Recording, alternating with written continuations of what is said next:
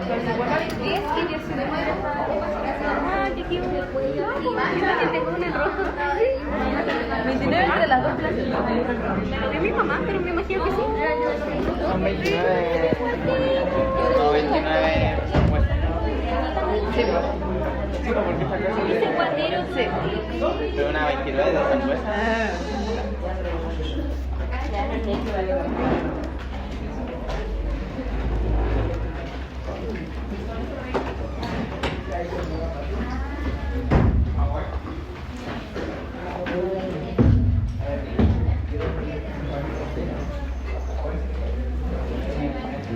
Hola.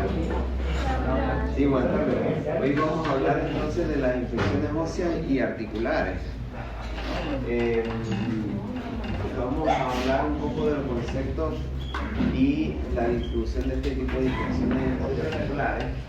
Vamos a hablar cómo es el mecanismo de acción y un poco los agentes que pueden estar involucrados de acuerdo al grupo etario, así como las manifestaciones clínicas y hacer un poco de énfasis en el diagnóstico y tratamiento.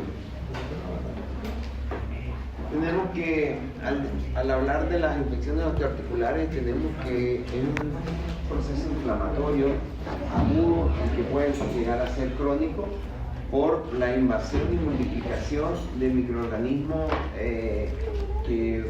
biógenos que van a afectar el hueso y las articulaciones o a los dos simultáneamente. De acuerdo al tipo de duración, podemos decir que una infección aguda es aquella que tiene 2 semanas o menos de evolución. Y cuando ya es más crónica, hablamos de un tiempo mayor a 2 semanas y se empiezan a formar los secuestros óseos en el hueso, que en este caso hablamos de osteomielitis, que es la formación de secuestro óseo porque no llega una irrigación adecuada a ese tejido óseo, producto del proceso infeccioso. Y por el mecanismo de cómo se produce esta infección, podemos decir que puede ser por vía hematógena, o sea que el germen viaja a través de la sangre y llega a ese tejido y forma ese proceso infeccioso. Y puede también ser por continuidad, por ejemplo, después de una fractura expuesta, una comunicación del hueso con el exterior puede provocar un proceso infeccioso que puede llevar a una osteomielitis, que esto es secundario a un trauma o secundario a una cirugía en la que el germen llega de manera directa, por inoculación directa a ese tejido óseo. Y el otro mecanismo que les dije era la fractura expuesta. La población afectada, el 50% de los pacientes con procesos infecciosos osteoarticulares puede ser menor a 5 años y el predominio en sexo es más que todo masculino, en una proporción 2 a 1 con respecto a las mujeres. En cuanto a la epidemiología y los factores de riesgo para hablar de las infecciones, en este caso la osteomielitis, tenemos que puede estar frecuente de 7 a 9, de 7,9 a 13 por cada 100.000 niños, seguido de la artritis séptica, que la frecuencia sería de 4,3 a 5,2 por cada 100.000 niños. El predominio, de acuerdo al sexo, más que todo masculino, 2 a 1, y habíamos dicho que el 50% ocurre en menores de 5 años. Los factores de riesgo, importante, tenemos que hay que identificarlos para poder hacer un manejo oportuno de este proceso infeccioso. Tenemos que pacientes que están inmunosuprimidos, que tienen antecedentes de diabetes mellitus, también pueden presentar procesos infecciosos osteoarticulares. También en pacientes que consumen drogas endovenosas, esto puede llevar a que viaje el germen por el contenido hemático y eso puede llegar a formar la osteomielitis. Cuando son pacientes que han tenido antecedentes de cirugías previas por tratamiento de fracturas, por colocación de prótesis articulares, puede también ser un factor de riesgo para un proceso infeccioso. En pacientes con traumatismo previo como las fracturas expuestas. Entonces, para hablar bien del mecanismo, tenemos que puede hacer un mecanismo hematógeno. Primero, el germen a través de la sangre viaja y llega a la metáfisis. En el caso de los niños, la metáfisis está en continuidad con la placa fasciaria y ahí es donde llega el germen y provoca esta lesión ósea. Se multiplica y provoca esta respuesta inflamatoria que lleva a su vez a una necrosis de ese tejido y es lo que se va a formar después lo que es el secuestro, porque no llega buena irrigación a esa zona metafisiaria y se hace ahí el secuestro, hay una isquemia. En cuanto a la anatomía patológica, tenemos que en la fase aguda hay primero lo que es un infiltrado leucocitario y en la fase crónica hablamos del secuestro, el involucro que está alrededor de ese secuestro y pueden formarse fístulas, que esa fístula es la que comunica esa zona de necrosis en el hueso con el medio externo y puede haber un drenaje hacia el medio externo, pero las bacterias pueden formar un biofilm que las aísla y que hace de que no penetre el antibiótico en esa zona. Ese biofilm es el que provoca mayor resistencia al antibiótico. La artritis séptica es producida por el germen cuando llega a la articulación y se coloniza a través de la membrana sinovial, se liberan factores como la interleuquina 1, la citoquina, y esto provoca enzimas proteolíticas que destruyen el cartílago articular y provocan cambios que son irreversibles en ese cartílago, que puede ayudar a que exista después rigidez o alteraciones en la movilidad de esa articulación. En cuanto a los agentes, el más frecuente de los agentes tenemos el Staphylococcus aureus. Está frecuente, es más que todo, en todos los grupos etarios podemos conseguir el Staphylococcus aureus. Y en pacientes menores a 5 años está la Klebsiella quinyae, que a veces es resistente a la vancomicina y a la clindamicina.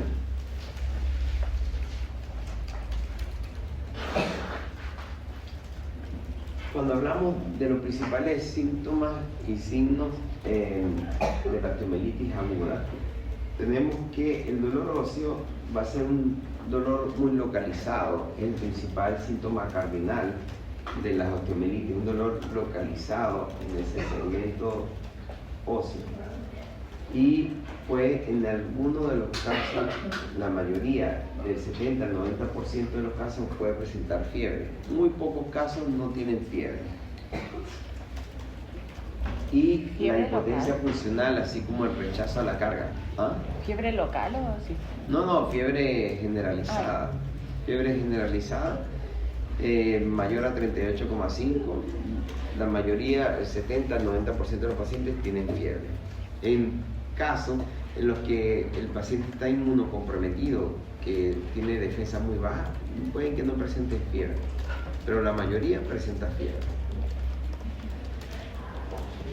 El paciente no es capaz de tolerar la carga. Si nosotros, pacientes que sospechamos de un proceso infeccioso, le decimos que trate de dar un paso, no puede apoyar la extremidad, no puede cargar, y ese sería otro signo y otro síntoma de que el paciente no tolera la carga, ¿sí?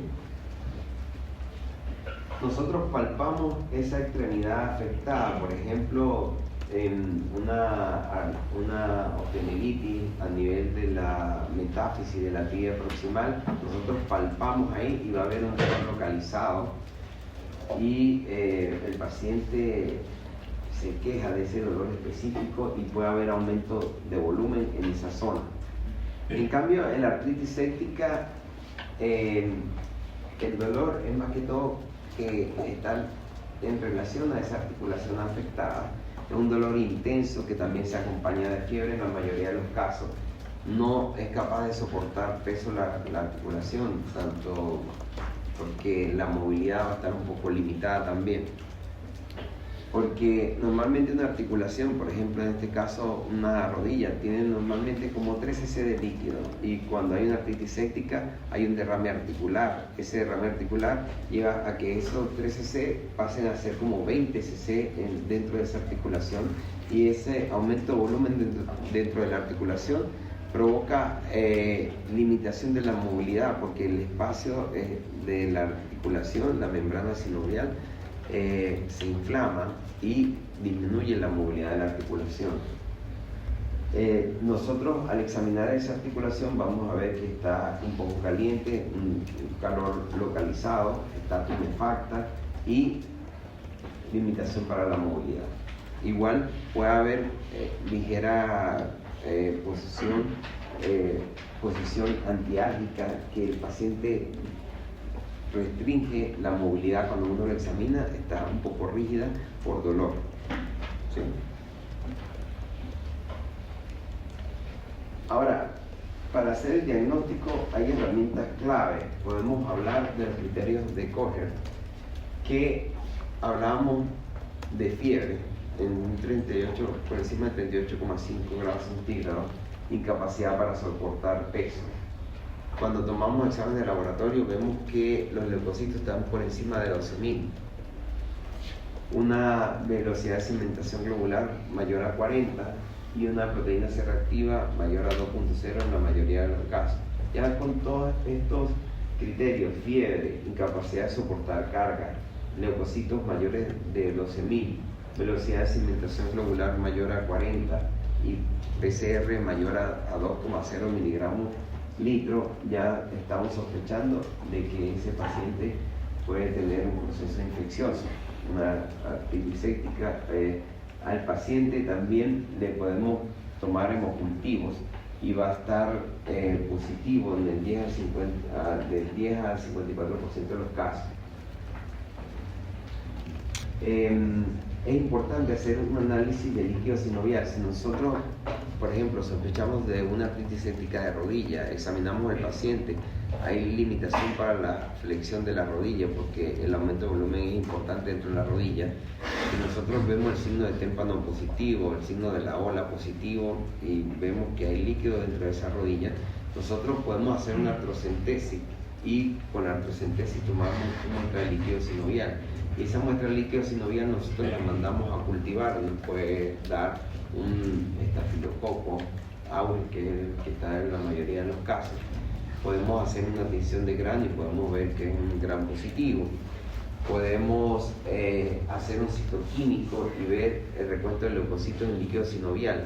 La mayoría de cuando sospechamos una artritis séptica, el recuento de leucocitos en líquido sinovial llega a ser mayor a 50.000 células por milímetro cúbico. Entonces, un recuento del líquido sinovial con mayor a 50.000, con una tinción de gran positivo, ya nos habla de que hay una artritis séptica. También los pacientes que tienen artritis séptica en el líquido sinovial podemos tomar muestra y ver, analizar los niveles de glucosa. Nosotros podemos tomar niveles de glucosa en sangre y compararlo con la glucosa en líquido sinovial, y la glucosa en líquido sinovial va a estar disminuida en la mayoría de las artritis sépticas. Cuando sospechamos de un proceso inflamatorio, la glucosa va a estar en niveles normales, los recuentos de leucocitos van a estar menores a 50.000. Y las imágenes nos ayudan bastante. Al principio, si nosotros tomamos una radiografía en paciente que sospechamos artritis séptica, no vamos a ver ninguna alteración, va a estar prácticamente normal. Si se puede observar, apenas son signos indirectos de aumento de partes blandas, pero no va a haber ninguna otra alteración importante en una radiografía. Por eso nos ayudamos con métodos complementarios como la resonancia magnética. La resonancia magnética es el gol estándar para diagnosticar también una osteomielitis, pero la que es de más fácil acceso en una urgencia es la ecotomografía, y la ecotomografía nos ayuda a ver el derrame articular para sospechar, cuando sospechamos de una artritis séptica, porque el aumento de volumen dentro de la articulación es importante y nos permite ver el derrame articular dentro de la rodilla, que por ejemplo es de lo que estamos hablando ahora, ¿sí? Una ecotomografía. ¿Ah? Una ecotomografía. Una ecotomografía nos ayuda a medir, cuantificar ese derrame articular, ¿sí? La radiografía, como les decía, la mayoría de las radiografías iniciales van a estar normales. Ahora, en pacientes que ya hemos visto que pasa de más de 2 semanas de evolución por un proceso infeccioso cercano a la articulación o en una extremidad, podemos ya a la 3ª semana ver cambios en la radiografía y podemos empezar a sospechar de una osteomielitis, ¿sí? Los criterios de cáncer se pueden aplicar también, o sea, se puede ver artritis séptica y osteomielitis. Principalmente en la artritis séptica. ¿Sí? Bien. ¿Qué dijo respecto al líquido sinovial en artritis séptica? En la artritis séptica el líquido sinovial es importante porque nosotros en pacientes que sospechamos de la artritis séptica vemos que ese paciente tiene un derrame articular. Funcionamos la articulación, tomamos muestra de ese líquido sinovial, vamos a hacerle cultivo, vamos a hacer gran de ese líquido sinovial, vamos a medir los niveles de glucosa, vamos a ver cómo está el recuento de leucocitos en el líquido sinovial, y eso nos permite ver si es una artritis séptica o es un proceso inflamatorio no infeccioso. Profe, el líquido sinovial tiene más de 50.000 leucocitos, significa que puede ser séptico. Cuando ya es mayor a 50.000 es específico de artritis séptica. Entre 20 y 50.000 puede ser inflamatorio.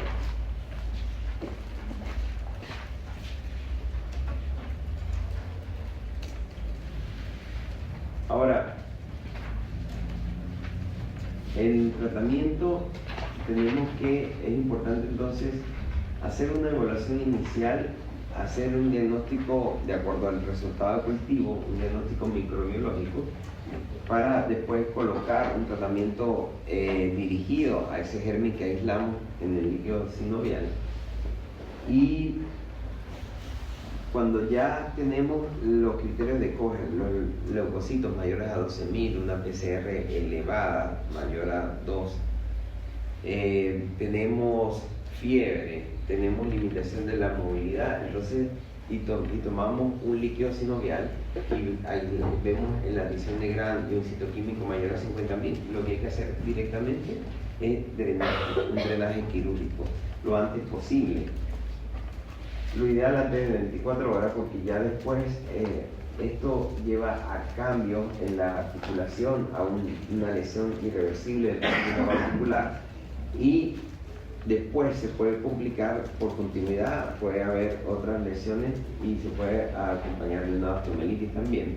Y cuando ya tenemos pacientes que tienen una infección más severa, como una osteomielitis, que compromete todo el tejido óseo, que hay necrosis de ese tejido óseo, hay que hacer un debridamiento quirúrgico de esta lesión. Los antibióticos son importantes mientras que no tenemos un germen que no tengamos un resultado de cultivo específico. Empezamos con tratamiento empírico inicial, podemos empezar con cefazolina, después podemos cambiar de acuerdo al germen, si es gram positivo, gram negativo, si es anaerobio, podemos colocar otro antibiótico más específico. La duración del tratamiento aproximadamente de 2 a 4 semanas, que es séptica, y la osteomielitis aguda ya podemos llegar a 4 o 6 semanas dependiendo del tipo de germen que aislamos y de la resistencia bacteriana, porque la mayoría de los pacientes que tienen osteomielitis se puede formar, como les decía, el biofil, que hacen mayor resistencia bacteriana, y a veces hay que ayudarlos en un manejo multidisciplinario. Tenemos que ayudarlos en el tratamiento con un endocrinólogo, con manejo adecuado de la diabetes, con infectólogos para cubrir específicamente esos gérmenes que se aíslan y disminuir la resistencia bacteriana. Entonces, lo más importante es evitar las complicaciones. Hay que hacer una evaluación temprana, un manejo adecuado para prevenir secuelas a largo plazo. La osteomielitis crónica puede llevar a que en los pacientes que están en crecimiento se detenga el crecimiento de ese segmento óseo y puede llevar a una discrepancia de longitud en las extremidades, una extremidad más corta que otra, puede llevar a una deformidad angular. Quiere decir que puede provocar alteraciones en el crecimiento, puede haber un genuvalgo, un genuvaro secundario a ese proceso infeccioso, o se detiene el crecimiento y puede llevar a la formación de una barra oficiaria también. La artritis séptica entonces puede llevar a una rigidez articular, puede llevar a producir una artrosis temprana por destrucción del cartílago articular, lo cual disminuye el espacio dentro de la articulación y eso es lo que llamamos artrosis secundaria, o a veces cuando es más severo puede llevar a una luxación por inestabilidad de la articulación. En los puntos más clave, entonces tenemos que el germen más frecuente es el Staphylococcus aureus, que lo podemos conseguir en la mayoría de los grupos etarios. Hay que hacer una microcentesis, que era lo que les decía, que tomar la muestra de líquido sinovial para poder tener un cultivo específico y colocar un antibiótico dirigido a ese germen. La resonancia magnética es el estudio, el gold estándar en la artritis séptica. Claro, pero es difícil de tenerla de manera inmediata. En una urgencia nos ayudamos con la ecotomografía. También la resonancia magnética nos permite ver más detalle también en las osteomielitis. Y como les decía, esto es un manejo en equipo con varios especialistas, traumatólogos, medicina interna, endocrinólogos, infectólogos, para poder prevenir este tipo de complicaciones y disminuir la resistencia bacteriana. Si tienen alguna pregunta. ¿La artrocentesis siempre se hace antes del antibiótico o se puede dar antibiótico de forma empírica y después ajustarlo según el cultivo? Lo que pasa es que cuando nosotros sospechamos por la clínica de la artritis séptica, nosotros tenemos que tomar una muestra de cultivo. Si vemos que hay un derrame articular, tomar esa muestra de hacer artrocentesis, tomar muestra para cultivo, porque el cultivo tarda y nosotros empezamos con antibiótico empírico. Una vez que llega el resultado del cultivo, ahí es que nosotros cambiamos el antibiótico. Pero siempre, antes del antibiótico, si tenemos un derrame, tomar muestra o hacer hemocultivo también, ¿sí? Profe, si es que me llegara a preguntar como cuál es la primera, como qué es lo que primero hacemos para poder tratarlo, ¿sería la artrocentesis o los antibióticos? Por ejemplo, si estamos sospechando de una artritis séptica, lo primero es que por la clínica tomar muestra de ese líquido y colocar antibiótico empírico. Antibiótico empírico y después que un antibiótico ya dirigido por resultado cultivo. ¿Sí? Pero si nos colocan la primera como la opción, Ajá. la respuesta correcta sería... O sea, que tú dices que ¿cuál es la duda? Por ejemplo, Sí, ¿cuál es lo primero que hace para el tratamiento? Porque para el ahí tratamiento. hay una línea. No, claro, mira, el algoritmo de tratamiento es el siguiente. O sea, nosotros tomamos muestra para cultivo y colocamos antibiótico empírico. Después un antibiótico dirigido en base al resultado del cultivo. ¿Sí? O sea, el drenaje es precoz. Claro, el drenaje es precoz. Es que antes del drenaje, si podemos tomar muestra de ese cultivo, hay que tomarlo. Si no tenemos como, por ejemplo, en una articulación como la cadera, Es difícil tomar muestras de líquido sinovial. ¿Por qué? Porque es una articulación un poco más profunda que se necesita de ayuda de imagenólogo intervencionista y para poder llegar ecodirigidamente a esa articulación de la cadera, ahí no podemos tomar muestra de líquido. Entonces, ante la duda, ante que el paciente tiene síntomas de artritis séptica, por ejemplo, no tolera cargar la articulación, hay rigidez, hay posición antiálgica, el paciente no logra mover esa articulación y tiene fiebre, malestar general. Le hicimos el examen de laboratorio, vemos leucocitos elevados, vemos PCR elevada, vemos VHS elevada. Nosotros no podemos tomar líquido, entonces tenemos que ir a hacer una artrotomía, lavar la articulación y hacer ese lavado articular.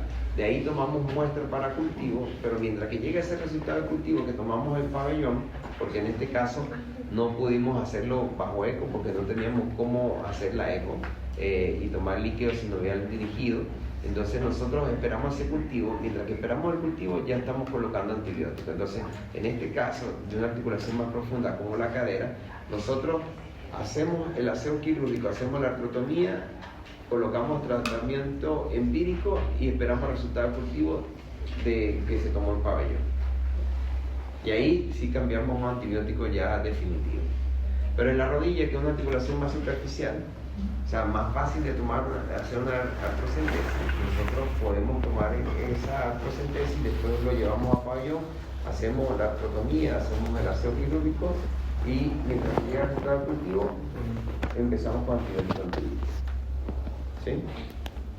Cuando habla del bloqueo articular en la artritis séptica, por ejemplo, al momento de que nosotros estuviéramos evaluando si estamos sospechando eso, ¿cómo se manifiesta específicamente el bloqueo articular? Por ejemplo, si es rodilla, como que va a estar solamente extendida y no va a poder moverse en lo mínimo, o hay como... Claro, hay rangos de movimiento. Por ejemplo, una rodilla normalmente extiende a los 0 grados, completamente extendida la rodilla a 0 grados de extensión, y cuando hace la flexión puede llegar hasta 120 grados de flexión.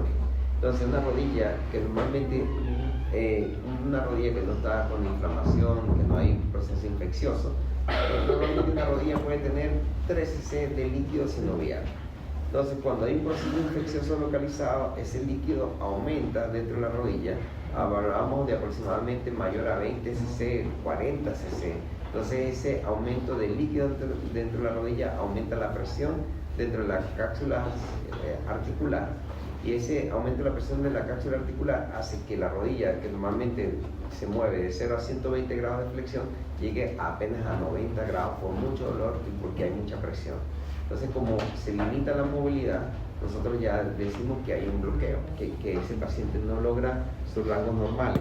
Por ejemplo, un paciente con una artritis séptica rodilla no puede flexionarla más de 90, hasta ahí llega la rodilla, y normalmente la puede flexionar completa, 120. Entonces, esa limitación de la movilidad con tumefacción local, con calor local, con dolor a la palpación y el signo del témpano, el signo de la ola positivo, nosotros ya estamos sospechando de una artritis séptica. Y ahí es cuando tenemos cómo sacar líquido para analizarlo. Porque si una rodilla, por ejemplo, no tiene inflamación, no tiene limitación de la movilidad y le van a hacer una artrocentesis, no va a salir nada. Entonces, nosotros antes de tomar una muestra de líquido sinovial, primero tenemos que hacer el interrogatorio, el examen físico, y ahí, y con los exámenes de laboratorio complementarios, un histograma para ver cómo está la PCR, los frecuentes leucocitos, y de ahí es que vamos a la función articular. ¿Sí? ¿Qué antibiótico se da como tratamiento empírico antes del cultivo? Mire, como estamos sospechando que la mayoría del grupo etario, o sea, la mayoría del germen en cualquier grupo etario puede ser Staphylococcus aureus, que es el más frecuente. Como es el más frecuente, puede ser sensible a la cefazolina. Podemos empezar con cefazolina como antibiótico empírico. Si nosotros recibimos el resultado del cultivo y es resistente a la cefazolina, podemos colocar otro antibiótico como vancomicina, fluoxesilina. ¿Sí? Ahora, si después se piensa en un antibiótico que es que puede ser un germen gram negativo diferente, podemos utilizar entamicina o otros antibióticos. ¿Sí? ¿Alguna otra pregunta? Una consulta, me perdí. No sé si lo dije, no escuché. Pero la diferencia al final entre la artritis séptica y la osteomielitis, claro, la osteomielitis puede ser de cualquier hueso, ¿no? Y la artritis séptica como de la articulación. Pero el tema es que si tengo como una osteomielitis como en el hueso, por ejemplo, como de la articulación de la rodilla, eso ya sería una artritis séptica, como que ahí me confundí con la diferencia. Ya, mire. No, lo más importante es que la artritis séptica ocurre dentro de la articulación, puede ser cadera, rodilla, tobillo.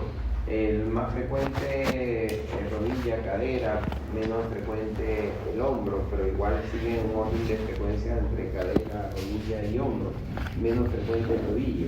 ¿Sí? Entonces, la artritis séptica ocurre en las articulaciones, hay limitación de la movilidad y hay limitación para cargar la extremidad, no logra cargar la extremidad cuando hay una artritis séptica de cadera, de rodilla.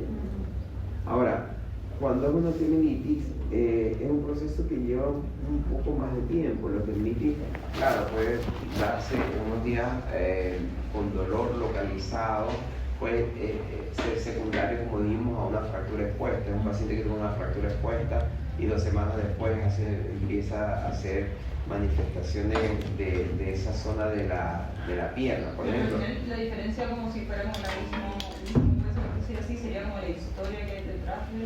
Por ejemplo, en niños que pueden presentar osteomielitis, la osteomielitis puede ser en la tibia proximal, porque en esa zona la metáfisis en los niños es bastante irrigada y ahí llega el germen y se queda alojado en esa metáfisis y después ahí provoca un dolor debajo de la rodilla, porque estamos hablando de la metáfisis, la articulación un poco más proximal y la metáfisis un poquito más distal, entonces es un dolor localizado en la metáfisis, palpamos debajo de la rodilla y hay un dolor localizado debajo de la rodilla, es en el hueso específicamente, es en el hueso específicamente, y el otro es un dolor más articular, hay un aumento de volumen de articulación, hay tumefacciones, ¿sí? En cambio en la osteomielitis puede haber aumento de volumen en toda esa parte de la pierna y un dolor más localizado en algún punto específico cercano a la metáfisis, ¿sí?